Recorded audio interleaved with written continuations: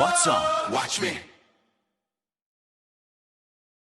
So this video is the last in the series, and it's looking at the international comparison. So trying to understand whether the data in this study is similar to data in other studies. In fact, Wolfram's asked me a few times, how can you believe this, right? How can you believe that TV has an enduring impact? Well, the reality is that we see a lot of these patterns as normal. But why is this important? If patterns are normal, why is this important?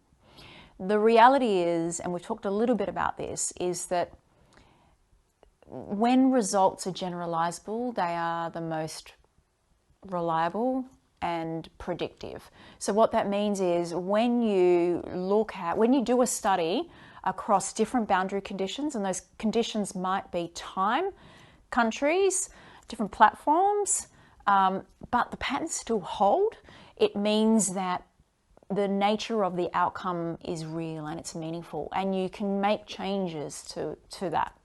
So we look for that. So as researchers, rather than looking for any one significant difference within a study, which can be fluke, we look for patterns that are consistent. So what we see in this work is that TV delivers the strongest sales uplift in all the countries. Now remember, we did 3 countries here. We did Germany, Switzerland and Austria. And what we can see is that the STAS scores are so similar across the different countries. And that's really important. So none of the hierarchy changes. The numbers vary slightly. So Austrians might watch TV slightly differently to those in Germany, but at the end of the day, in terms of where they sit in the hierarchy, they're identical, and this is important. And then on top of that, we can see from some data that we have done over 3 other countries that the patterns are very similar. Again, the starting point might be different, so each country has, the STAS numbers might vary slightly, but in terms of the pattern, we can see this consistent. So the power of TV is consistent across the globe, and we can see across 6 countries that TV has the highest STAS, followed by YouTube, followed by Facebook. Again, replication and generalizability is key. We also see that decay patterns hold. So we've only done this a couple of times, but it's resounding. And again, we also talked in our decay video that other people have done decay studies. We did some studies in Australia actually in 2017 to 2018, and we also looked at decay. And the decay curve is almost identical in terms of A, the shape, and B, the size of the slope. So we see TV decay is slower than all other platforms down under also. So what has changed slightly is pixels. Let me explain. The fact that Facebook, YouTube and Instagram have lower pixels than TV hasn't changed. What has changed is the modality of the platform. So there's 3 major studies we've done in this area. Actually, it kind of ranges now up to about 45 different sets of data.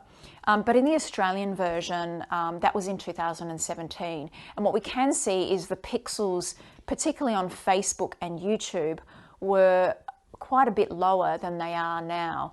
And the reason why that's happened is because they've changed the nature of the modality of their platform. They became MRC members, and they actually have improved the functionality of the platform. So now, on average, an ad renders at a greater pixel rate than they did a couple of years ago. So that's good news for advertisers. And remember, that's a device-based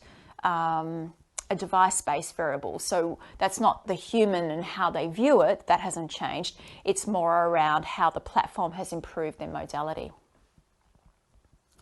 The other thing we can see is that the recall is highly similar across platforms. When we split out the dark countries, and we see that Germany and Austria and Switzerland are very, very similar in terms of their numbers, almost strikingly so. So there's nothing unexpected there. Again, most of these findings will be consistent. And rather than bore you with lots of different videos, slides, what I will say is that majority of the other findings are the same. We haven't done sound in other countries before, but we started to do some sound in the UK and the US last year, and we started to see some patterns. But overall, all of the other variables are highly similar across all 6 countries, across time, across different data, across different nuances, including attention, playing time, coverage, pixels, and to a degree sound. The last one we see is also synergy patterns are highly similar. In fact, if you have a look at the screen, you'll see that supplementing social with TV adds value in both countries. So this is Australia and across the dark countries, but we don't see evidence the other way. So we see no evidence that a second exposure on social offers actual synergistic value to TV. It's the other way around. So I guess the point of this very short video is to say that, yes, Wolfram, you can believe it. These findings are real. They are generalizable across different boundary conditions, including time, country, different type of people. We all have different personalities and different platforms. And what we know is that good science is based on replication, and only findings that hold across these retested studies is when we can suggest it's predictive. So TV's consistent results are generalizable.